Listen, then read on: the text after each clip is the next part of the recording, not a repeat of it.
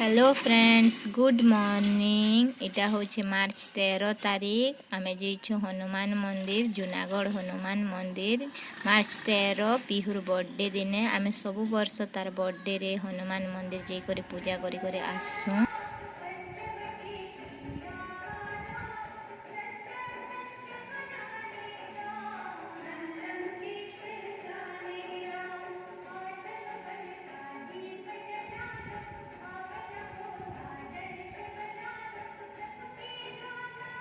आसा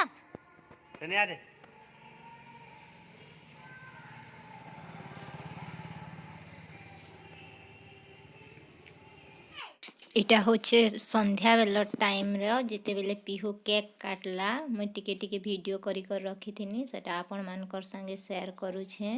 जदि भल लागबा बे लाइक टी करबे, कमेंट करबे, शेयर करबे फैमिली फ्रेंड्स संगे।